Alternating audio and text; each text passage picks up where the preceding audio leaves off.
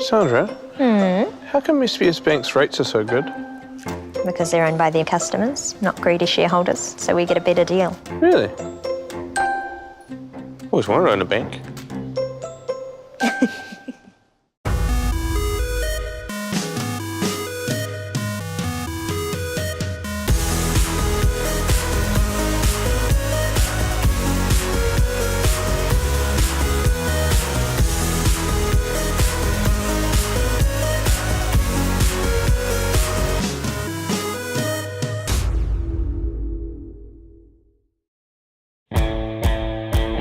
In 1956, a handful of Invercargill Cycling Club members organised a bike race in the grand European tradition. Multi-day racing, taking in everything that made bike riding in Southland great. That race has been through many evolutions, but 6 decades later, it continues. In 2016, the SBS Bank Tour of Southland celebrates its diamond anniversary as 20 teams of riders prepare to take on the roads, hills and weather of Southland, battling it out over 7 stages and 850 kilometres for the honour of being the 60th anniversary champions. This is the 2016 SBS Bank Tour of Southland.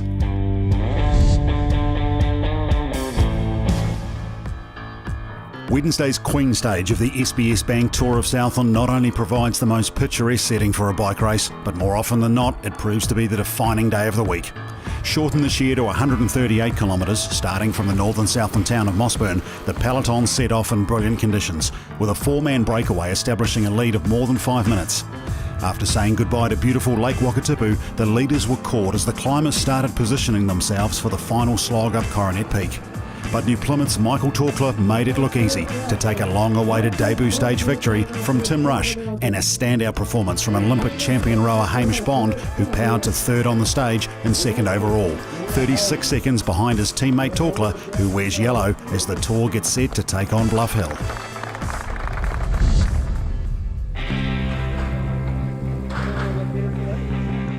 It was all actually pretty straightforward until we hit the base of the climb. Then it was all on, and definitely some impressive performance from the Vantage Windows Indoors boys. But yeah, they've got a good lead now, but I think they might have a tough time defending it. Oh, the race is wide open. The race is just starting today. Actually, I feel like today is probably one of the most deceptively hard stages of the tour. You think Coronet Peak's hard, but you know Coronet Peak, okay, it's half an hour full gas, but until then it was just it was easy riding until the bottom, and then Bluff Hill it's 8 minutes full gas. But if it's going to be a westerly, if it's going to blow, then it's going to be 150 k's. You're going to have to be switched on. For the general classification now we are too far because Coronet Peak was really too hard for me. So yeah, we will still try to go in the break and maybe have a crack on the stage, but for the moment we are still very, we want to do better. It's always going to be hard, especially in Southland, because you never know what you're going to get next. You turn a corner and it'll be hailing, and you turn the next corner and you've got crosswind, so I'm expecting a hard day, and I don't think most people know how hard it's going to be. So I know the course like the back of my hand, so we'll see what happens. Today's going to be the day where the tour's won or lost, you know. You can sort of forget what's happened the last 3 days. If you can't be in the front group today, you're not going to win the race. So here we have in the neutral section the riders making their way out from the SIT Zero Fees Velodrome, of course New Zealand's first indoor velodrome. Some pretty dark looking clouds starting to hover already, Doug, here, and the riders are a bit concerned about what the weather conditions might do to this day's stage. The clothing on the riders gives it all away, really. There's a lot of jackets, there's a lot of arm warmers, there's a lot of long sleeve stuff, and you can see these riders are preparing themselves for a battle not only against the terrain but against the elements. It's a long neutralised start today, which will give the riders a chance to wear their legs in before the stage starts proper. Gets lumpy round Wyndham, it's going to be very, very exposed on the way back, and then we've got the mighty Bluff Hill climb. So today's the day.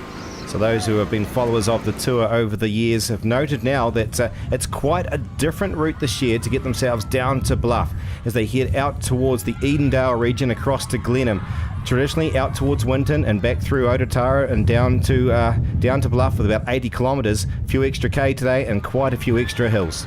Quite an interesting start here past the Verdon College, your old school, Julian, and you can see the footpath, the bike paths which we've got all over the city now. We're a wonderful cycling city down here, but who's on the front? Right from the go, Hayden Ralston, Placemaker squad. Man, this guy looked very determined before the start, Julian, and he's out here to prove a point.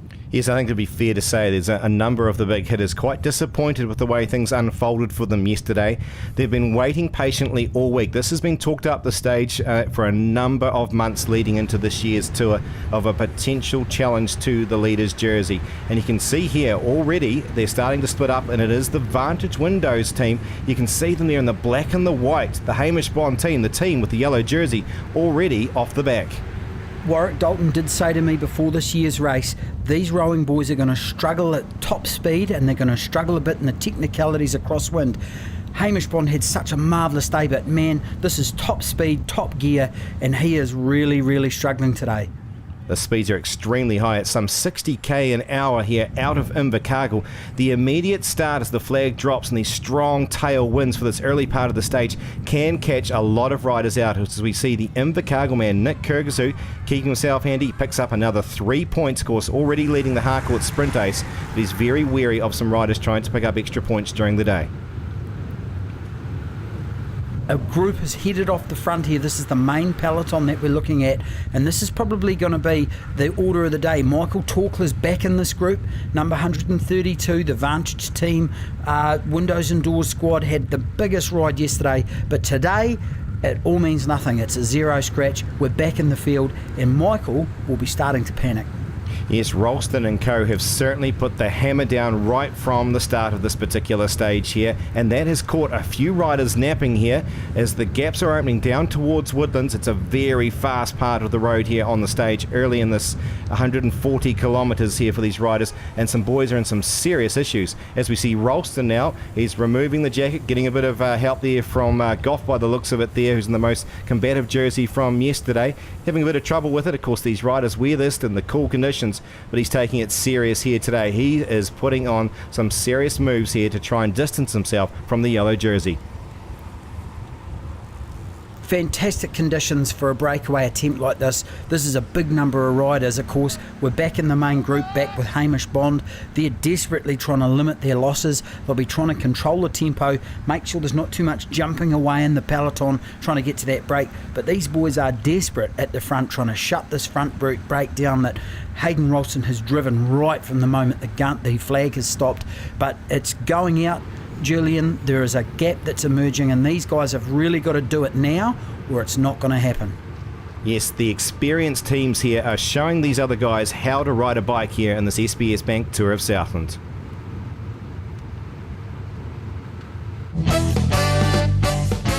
As the Tour of Southland entered its third decade, the race committee looked for a new era of professionalism.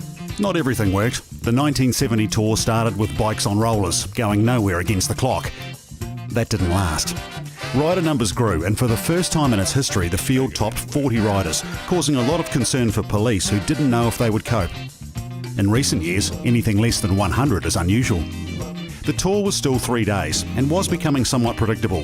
The flat stages discouraged aggressive riding, so the Tour moved to 6 short stages, 2 per day, forcing riders to get on the gas more often. The Tour of Southland was now a prestigious amateur event, but trophies don't buy groceries. When the Tour committee heard that riders were selling off trophies, they started awarding trophy orders instead, which riders could cash in at the trophy shop. This was the start of prize money on the Tour of Southland. The 1970s, bigger and better in every way.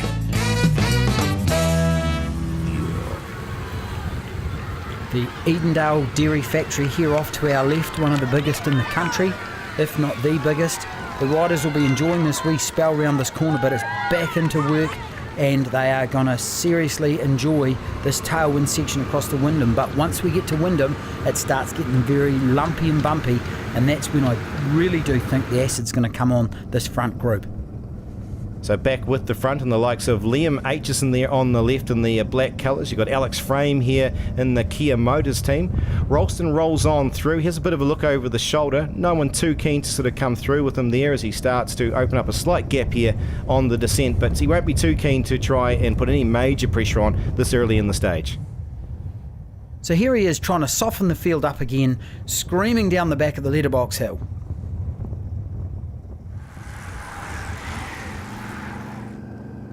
And he's lit a fire under the likes of Alex Frame now as Ralston joins back into his lead group. It is now the turn of Frame to try and get himself off the front. They'll be trying to split this group up, Doug. It's quite a large breakaway group there, and so they're wanting to try and shorten that down to maybe getting 6 or 7 guys on the lead.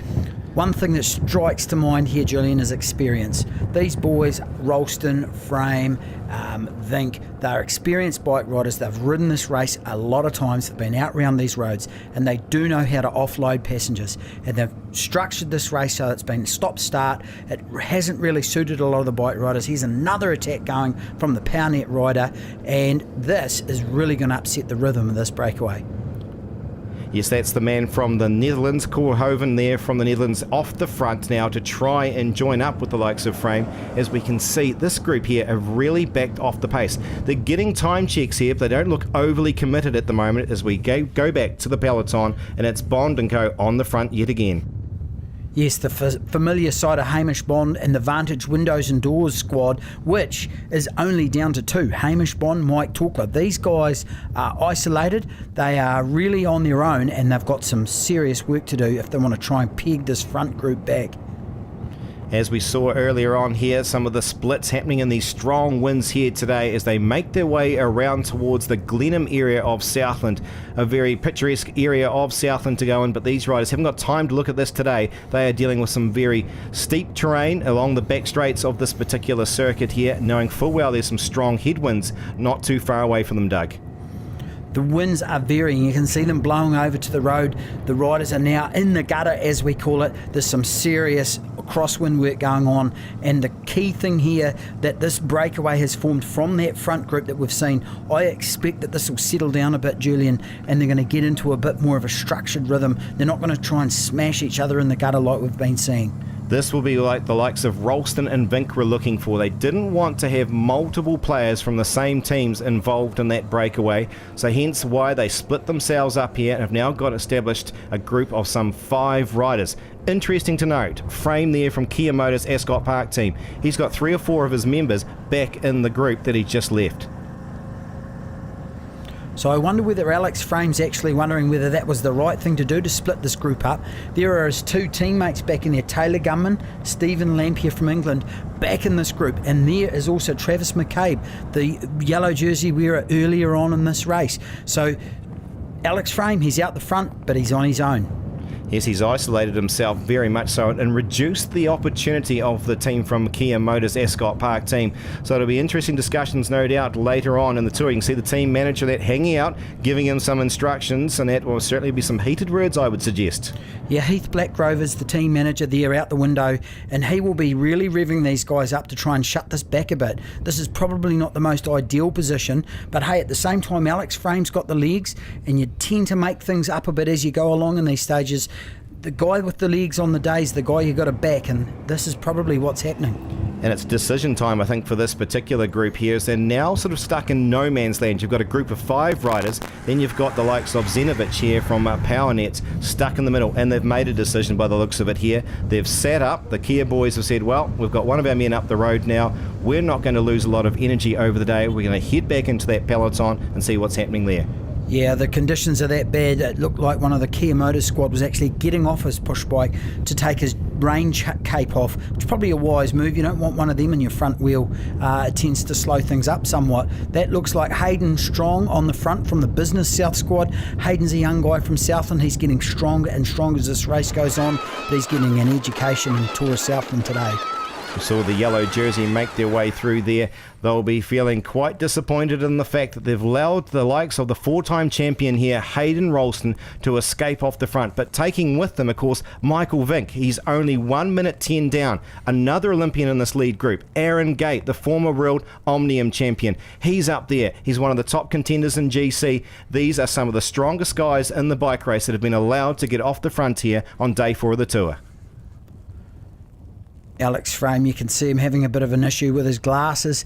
A lot of the guys now will be really starting to think in the backs of their minds. I know it's a long way away, but Bluff Hill always looms in the back of your mind when you're in these groups. So as we approach the notorious Bluff Hill up on the far left there, the sunshine's starting to come out for them here. They'll be still starting to consider now who's going to take on this challenge of the hill. They'll be very aware of each other because, of course, 3 of them at least here have ridden together at the team's pursuit at the Rio Olympics. The man that's probably unfamiliar with there is the Dutchman at the back from PowerNet. He'll be the unfamiliar figure of what he's capable of doing here on the Bluff Hill climb. This will be the big challenge for these guys coming into Bluff. It's a very, very fast ride into Bluff. You generally get a bit more of a tailwind. You can see them starting to rock along. But the Dutchman at the back, Cohenhoven from the PowerNet squad, what kind of climbing legs has this guy got? And is he going to attack them going up the climb and try and go for the stage win? Or is he just content to try and get some more GC time in place? So as we approach, only 3,000 metres left to go to the stage finish, and it's Frame who's sitting up. The foot's out. There's something going on here. It looks like a front flat tyre. This is absolutely disastrous from the young man from the Kia Motors Ascot team. With only a few K to go, it could be all over for him for the stage. Bluff Hill. That is a very, very long straight that awaits these guys as they turn a hard right into Lee Street. There's about just over 2 Ks from the bottom of this climb to the very, very summit of Bluff Hill, and the psychologically damaging thing is you can see it all the way up. 1982 was the first time we saw a bunch in the Tour of Southland make their way up this notorious hill here, and it's been a part of it ever since. Stephen Cox, he's on the tour this year, the winner from 1981 and 82. He's been talking this up and looking forward to seeing what would happen on this particular climb of the day. As they settle into the paces, the 4 of them, no one too keen to make any moves early on. Aaron Gates setting the initial pace up the climb. They're all in quite low gears. You can see Hayden Ralston's in a reasonably big gear at the start. He's obviously signalled his intentions, as we've talked about, but Michael Vink's going to be the guy here that's going to have to really, really pull out the stops, I believe. He's probably the guy who's got the biggest favourite tag going on and has probably got the most to lose if he doesn't perform up this climb.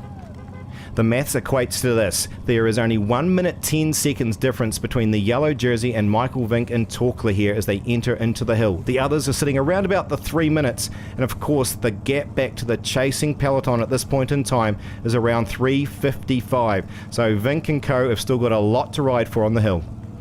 Yeah, the wee preem as you come up before you drop down and hit the RSA wall, this really does shock your system because it's quite quick along here.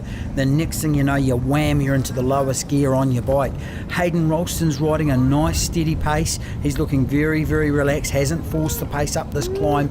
He's going to want to make sure that he gets up here and gets up here in style, because he will be thinking that he may be able to win this and maybe take the overall jersey. The gear ratios are all important, and those right into their bike riding will be very keen to know that some of these riders will be having something like a 25, a 28 or even a 30 on the back there to ensure that they can get themselves up here in some sort of sane condition on this Bluff Hill as much as you possibly can, because regardless of what you put on, this hill hurts day in and day out. The great advantage these boys have got going up here today, of course, are the roads are reasonably dry, so they can get out of their seat and not have any wheel slide with the higher pressures that they ride in the tyres. But all of this will be not really registering to these boys. They're in probably after 139, 140 Ks worth of racing, plus the accumulated fatigue of the last few days, they will be seriously hurting coming up here.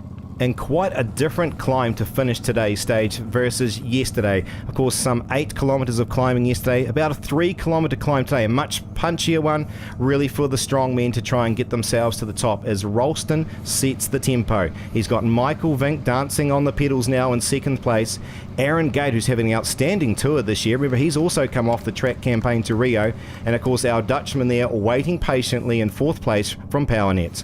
Yeah, we're inside a kilometre to go, and you can see I was waiting for this to wait to see the attack. Hayden had set such a nice tempo, and it's going to be interesting to see what the response is. Vink's gapped the guys, as we say, and he is now looking over, having a bit of a look to see if they're coming at him. But this is his bid for the yellow jersey and the overall stage win in this stage of the SBS Tour. Well, quite simply, the answer to a response is there is none. Michael Vink has opened up a gap. He had a quick look over his shoulder. There was no movement, a bit of a roll of the shoulders by a couple of the boys further on back, but now Vink is making his bid for glory. You can see the Dutchman now starting to roll all over his bike there. Ralston and co just taking it patiently. This is a long straight. The crowd's typically waiting up to the top there over the 60-year history, or from 1982 at least. A lot of people have waited up there and have actually had to push riders as they've physically had to get off their bikes. This is a tough straight. And Vink is putting even more time into these chasing guys. He's looking quite relaxed, to be honest. He's over the gear. He's got a really nice rhythm. He is working away. He's not redlining yet. He's going to wait till the corner because it gets super steep in about another 150, 200 metres. And Michael Vink has really just ripped this front group apart. So number 5, Kortenvaven from the Netherlands, has decided it's a bit too much for me here today. He's going to find his own tempo as they make their way up. But you're right, Vink is looking very cool, calm and collected. He's very relaxed making his way up there. Different pedalling style, different body language going on for these two boys here as they go shoulder to shoulder about 2/3 the way up the climb. It's about now that you really do start feeling the last 3 days racing in your legs, and you get out of your seat and there's nothing home. You can see Michael Vink now starting to get into that last really steep right-hander, and an indication of how these guys are going is they're straight lining, they're not zigzagging or weaving. And Hayden Ralston is labouring a bit. He's got probably a bit higher gear on perhaps than some of these other guys, and he's still working away. But Aaron Gate on the other side there, number 42, he is looking quite sharp. He's taking a nice line round this climb. The tar seal's nice and smooth at about this stage. There's still a bit to go yet though. Yeah, two quite distinct different styles there as Ralston now gets out of the seat, but just sitting in it, powering away into that seat. Meanwhile, Gate out of the seat there. Riders approach it different ways when it comes to climbing. At the end of the day today, though, it's all about just getting yourself across the line. It doesn't matter what condition we are in. It's all about trying to gather back as much time as possible. There is just nothing like Bluff in the world of cycling. There may be some bergs over in Belgium that are a wee bit steep and might have a couple of cobbles, but this hill is world famous now in the world of cycling, and Bluff Hill provides one of the stiffest challenges you can get in cycling, especially in the likes of this SBS Bank Tour with the conditions the way they are. These two are absolutely grovelling to get themselves to the finish. They're trying to get as much time as possible here in this stage. It could make the difference to the podium at the end of the week as we look to Michael Vink now making his way around the final corner. This guy, Doug, is looking outstanding on the climb today. Yeah, Michael's starting to hurt now, but he's controlled himself really well up this climb, if not this whole stage. He's obviously targeted this stage from the start. He had a good ride, limiting in his losses yesterday. Today is his day. The SBS Bank Tour Bluff Hill stage winner is going to be Michael Vink. He's over the moon with the challenge of the Bluff Hill today. He's taken the stage out and potentially will get himself the yellow jersey as well, as the calculators are out, as the remaining riders coming across the line here to finish the top 3. It's Ralston going past Gate. He's looking strong enough to take himself second place as he's opening a bit of a gap there on Aaron into the last few metres. The 4-time champion, he said he waited patiently till today, and he has certainly put the foot down. A very heady ride from Hayden Ralston and also Aaron Gate. These two guys will be really happy with the result of this day's stage. They've put a clear line between themselves and the challenges from yesterday. We've still got a few days racing yet, but this is a stick in the sand. Here's Michael Torkler from the Vantage Windows and Doors team. He'll be disappointed losing that yellow jersey, but he will live to fight another day. Liam Aitchison, another fine rider in this year's tour, making his way up towards the conclusion of the day's racing here. They've lost a lot of time, these guys. Michael Torkler, huge day yesterday on the bike, just as big today, but in a different realm with the fact that he had to sit on the front with the likes of this man here, his teammate Hamish Bond. So Michael Vink moves himself into the yellow jersey from Torkler at 2 minutes 14 and Ralston at 2:22, a real who's who of cycling in New Zealand. Nick Kirkazoo continues in the Harcourt's green jersey, but now being challenged by the likes of Regan Goff at 27 points. Tim Rush continues in the Jesco Hydraulics King of the Mountains on a maximum 26 versus Jones and Vink at 18 and 13 respectively. While Drew Ramore of Australia continues to lead the Henderson Construction under 23 category from Christensen at 27 seconds. Anthony Chapman, after a crash earlier in the stage today, continues to hold on to the Stonewood Homes silver jersey. While Hayden Ralston attacked from the start of the stage and really stirred things up to be awarded the Southland Times Most Combative Rider. Kia Motors Ascot Park open up a bit of a gap now on PowerNet in the Wednesday Cycles team classification at 2:04. To be honest, we didn't expect to lose that much time yesterday. I mean, I thought I had a good ride, but the fact that Mike put over a minute into me, I think really shows how strong he was. And you can't let a bike rider that strong, have an easy ride. So today the plan was to make it hard, and we did. And we profited from it, so we're really happy. We have to kind of prepare for the worst but hope for the best, so that'll be the tactic going forward. And I think having won the team time trial, we can be confident in our form and in our legs, and all the boys are feeling good. So it's certainly game on. Follow the action from this historic race all week with live race updates, full results and pictures at www.tourofsouthland.com.